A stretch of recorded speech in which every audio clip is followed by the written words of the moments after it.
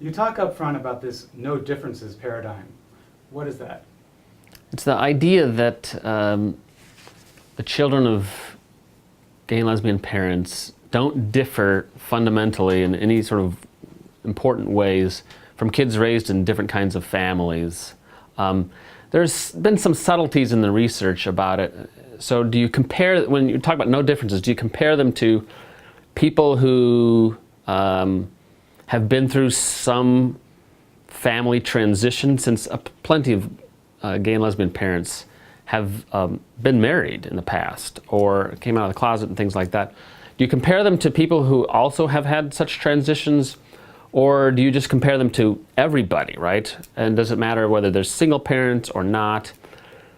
The paradigm itself, though, has largely by the public come to be assumed to mean, regardless of transitions, do the children of gay and lesbian parents look just like the children of heterosexual parents? So a lot of the subtleties, which might mean something to scholars, are lost on the public. So there's been that paradigm, and that's pretty well ensconced now in the past 10 years or so.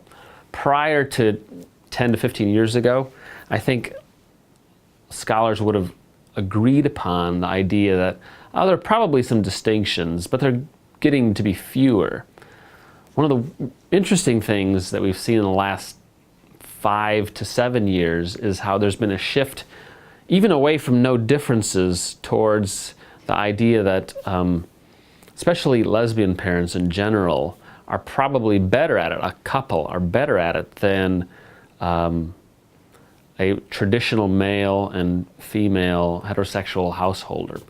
And the public hasn't heard a whole lot about that, but there have been several studies that have gone so far as to claim that two women are better at this than a man and a woman. But the basic no differences thesis is that really the kids are fine regardless of the kind of household structure they come from.